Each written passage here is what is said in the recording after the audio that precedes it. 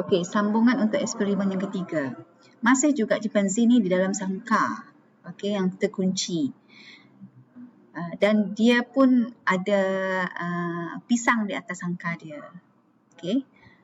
Tapi di luar, sebab macam mana dia nak ambil dalam sangkar di atas tu kan.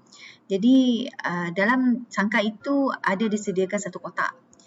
Jadi apabila melihat pisang di atas, jadi pengamatan pemahaman chimpanzee tengok sekitaran dia. Dia tengok ada satu kotak. Jadi di situ dia cuba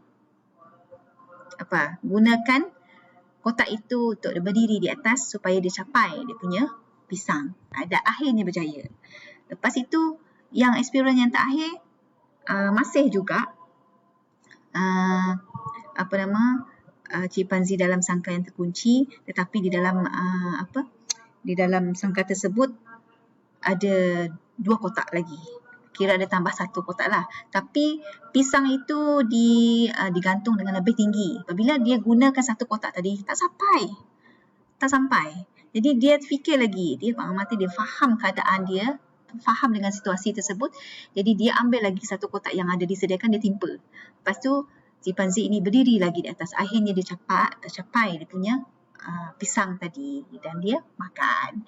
Maksudnya kat sini yang dikatakan oleh siapa yang teori tadi, Kohler kan. Kohler ni maksudnya celik akal ini seseorang boleh memahami apa situasi dalam persoalan yang dihadapi. Apabila dia fikir dengan perinci satu persatu, lepas tu dia lihat sekeliling dia apa yang dia perlu tahu, lepas tu baru dia tengok apa dia capai. Tengok tadi kan objektif dia adalah untuk mencapai pisang tu. Jadi macam mana dia nak capai pisang, itulah dia mengamati apa proses yang perlu dia tahu supaya dia dapat pisang. Proses itu tadilah dia gunakan tongkat, dia ikat tongkat itu ataupun dia timpakan kotak sampai dia boleh berdiri di atas dan capai. Itu antara proses yang perlu diamati, difahami. Itu yang dikatakan theory of insightful learning. Pemahaman kat sini. Di situ ada wawasan, ada matlamat yang nak dicapai, tapi perlu melalui proses tersebut lah. Tak kisahlah, mungkin dari segi cabaran dia perlu hadapi ke, mungkin dia perlu ada sediakan langkah-langkah ke untuk mencapai matlamat dia. Ini adalah yang ditekankan oleh teori Kohler berkaitan dengan celik akal dalam mencapai sesuatu pembelajaran yang berkaitan dengan insightful learning. Okey, implikasi untuk PDP ni maksudnya di sini guru hendaklah menyediakan rangsangan lah. Seperti yang dalam sangkar tadi kan, rangsangan yang diberikan adalah apa? Tongkat, kotak. Sebab matlamat dia tadi apa? Matlamat dia dapat pisang. Jadi guru hendaklah menyusun isi pelajaran yang melibatkan murid secara aktif. Sebab itu kalau kita nak lihat proses untuk mencapai matlamat tersebut, dia perlu teratur satu persatu, yang mudah kepada susah. Tengok yang mula-mula 1 tongkat menjadi 2 tongkat, 1 kotak jadi 2 kotak. Sebab dia nak pemeringkatan tu, perlu ada menyusun isi pelajaran supaya pelajar boleh belajar dari peringkat mula sampai akhir. Akhirnya dia dapat capai objektif pembelajaran. Jadi proses itu yang sangat penting. Dan seterusnya, penyampaian guru berasaskan permasalahan. Maksudnya, menurut Kohler ini, pembelajaran mesti berdasarkan isu. Supaya pelajar boleh melihat dan faham apa isu itu, dan di situ dia boleh cari jalan untuk menyelesaikan masalah. Itu yang melibatkan perbincangan kelas. Dan ini yang ditekankan banyak pemahaman, pengamatan terhadap isu ataupun permasalahan dalam sesuatu pembelajaran, sesuatu topik boleh menggalakkan pelajar berfikir dengan lebih jauh. Okey. Seterusnya kita pergi kepada siapa ni? Piaget. John Piaget yang lahir pada tahun 1896 hingga 1980. Yang ini memang hebat dalam perkembangan kognitif ya. Memang dari kanak-kanak lagi kami dah jadikan sebagai teori yang biasa kami gunakan. Jadi kalau lihat dari segi peringkat dia, dia ada 4 peringkat sebenarnya. Lepas ni kita boleh lihat dan kita akan lihat dari segi proses kognitif dia, dan satu lagi implikasi untuk guru. Ini antara peringkat yang diutarakan oleh John Piaget. Maksudnya dari lahir sehinggalah dewasa. Dewasa kita lah peringkat operasi formal. Jadi yang peringkat pertama sensori motor melibatkan umur bayi 0 hingga 2 tahun. Sebab di sini mereka memerlukan pengetahuan melalui pengalaman menggunakan deria motor mereka. Sentuh, rasa, dengar, semua itu mereka boleh dapatkan pengetahuan. Okey. Sebab itu peringkat ini mereka masih lagi menggunakan deria untuk difaham dunia persekitaran mereka. Yang kedua, praoperasi. Praoperasi ini melibatkan umur 2 hingga 7 tahun. Yang ini sebab itulah masih lagi menggunakan sensori tapi mereka dah boleh kaitkan dengan objek-objek mawujud dalam kehidupan mereka. Yang seterusnya operasi konkret berumur 7 hingga 11 tahun. Kat sini mereka dah mula beransur kepada konkret kepada abstrak lah. Mereka dah boleh faham kalau kita sebut apa maksud, mereka dah faham. Okey. Mereka dah apabila kita sebut ada berapa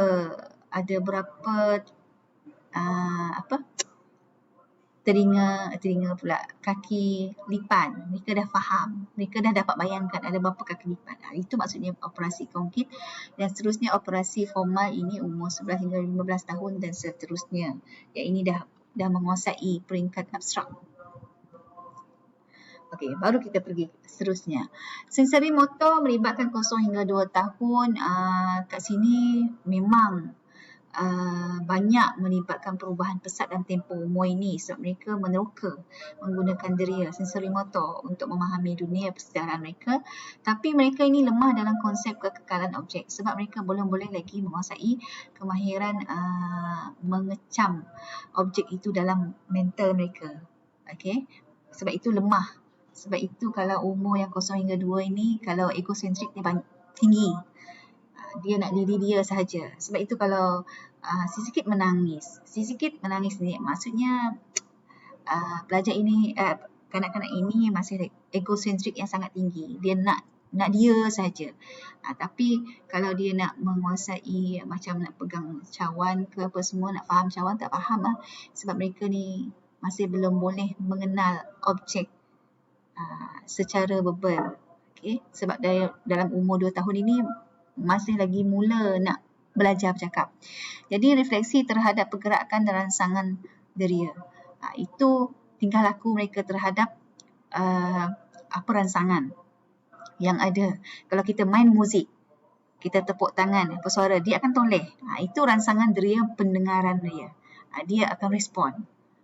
Kalau kita respon yang kalau kita sebut nama dia pun, dia memakan masa untuk dia biasa kan. Kalau kita dah biasa panggil umur dia 2 tahun, dah tahu dah. Kalau kita sebut nama Aisyah, tu Zara, macam tu, kita panggil nama dia dah akan toleh. Tapi kalau umur yang 0 hingga tu memang belum lagi lah boleh, sebab dia belum reflect biasa mendengar nama tersebut. Mereka akan lebih kepada yang peringkat asas dia lah. Kalau kita bunyi tepuk tangan ke, dia akan toleh. Lepas tu dia suka menjilat jari ke apa-apa yang ada di tangan dia sebab dia nak meneroka melalui sentuhan semua. Okey. Kalau umur operasi 2 hingga 7 pula, mereka ni memang berkomunikasi melalui pertuturan. Mereka dah boleh berkomunikasi ya. Mereka dah boleh menyebut satu persatu. Sebab itu kalau yang kanak-kanak yang berumur macam 2 tahun baru mula bercakap, kita tak boleh nak bercakap tentang, kalau sebut makan, nak mamam, jangan. Sebab dia akan melekat dalam fikiran dia, mamam itu adalah perkataannya betul. Sepatutnya kalau kita nak sebut, nak pergi ke Perak pun sama, nak tak boleh. Nanti dia dah umur 6 tahun dia sebut baru dia faham. Kalau berak dia tak faham. Sebaiknya kita gunakan perkataan yang tepat. Sebab itu mereka berkomunikasi melalui pertuturan. Sebab perkataan itu yang menyebabkan mereka faham apa yang disampaikan. Jadi kemahiran membilang angka, biasanya kat sini pelajar kanak-kanak ini dia membilang guna objek. Mereka tak boleh membilang satu persatu secara abstrak. Kalau dia objek dia tahu 1, 2, 3, 4, 5 dengan ada bilangan sudu ke apa semua dia dah boleh kira. Itu peringkat ini. Dan bersifat egosentrik juga sama. Berpusat kendiri sebab mereka ni belum boleh bersosial. Sebab itu kalau ada kanak-kanak yang 5 tahun, 4, 6 tahun ke, mereka sepatutnya dah dididik macam mana bersosial. Sebab itu kalau dalam kelas yang prasekolah mereka selalu bergaduh. Sebab tak nak berkongsi. Ni sakit jiwa cikgu prasekolah nak handle. Cikgu prasekolah yang perlu tahulah macam mana handle budak-budak ini, macam mana nak menggalakkan kerjasama mereka dan berkongsi. Dan satu lagi, tidak memahami konsep konservasi, perubahan bentuk, conservation. Sebab kalau contoh kita nak guna air kan, air satu cawan itu, kalau kita letak dalam pinggan, tuang dalam pinggan, dia akan kata kalau kita pilih air dalam cawan ke air yang dalam pinggan itu banyak, dia akan tunjuk air dalam cawan. Sebab mereka masih lagi melihat secara konkret tentang perubahan air itulah. Padahal air yang dituang dalam pinggan itu adalah isi padu dia masih sama. Mereka belum boleh lagi peringkat ini. Mereka just melihat dari segi luaran, objek yang dalam bentuk konkret sahaja. Sebab itu dia tidak memahami konsep konservasi, perubahan bentuk. Walaupun berubah pinggan ke cawan ke, mereka tak faham lagi isi padu itu adalah sama. Dan satu lagi, peringkat ini mempunyai daya imajinasi yang sangat tinggi. Kadang-kadang yang tidak pernah terjangkau di akal kita, mereka boleh fikir pelik-pelik. Tapi sebaiknya kalau yang fikiran yang daya imajinasi yang tinggi ini, kita pandu supaya dia boleh menghasilkan sesuatu yang boleh memberi impak kepada pembelajaran dia lah sebaiknya. Kadang-kadang pelajar ni kan, kanak-kanak ni, lain kita soal, lain dia jawab. Maksudnya dia belum bersedia untuk mempunyai kemahiran menakul lah. Dia belum boleh menjawab dengan tepat. Kalau yang berkaitan dengan daya imajinasi, dia kadang-kadang fikir basikal boleh terbang ke apa semua. Kita boleh pandu dia macam mana nak membentuk. Kalau sesuatu yang boleh terbang itu kaitkan apa. Itu kita boleh pandu mereka pembelajaran kenapa ada kapal terbang, macam mana kita kaitkan dengan burung. Itu imajinasi yang terpandu lah. Yang sebaiknya peringkat ini kita galakkan dari segi reka cipta. Sebab itu dalam pembelajaran, walaupun kanak-kanak pun mereka ada taksonomi pembelajaran dari memahami sehingga mencipta juga ada. Tapi peringkat mereka sendiri sahaja. Kalau berkaitan dengan operasi konkret ini untuk 7 hingga 11 tahun, keupayaan memahami, membuat andaian, membuat generalisasi berdasarkan bahan konkret.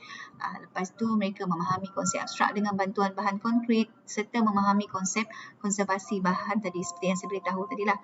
Peringkat ini baru mula faham bahawa isi padu boleh berubah, tidak berubah kalau diletakkan dalam pelbagai bentuk. Sebab mereka dah boleh melihat dan menakul apa yang berlaku.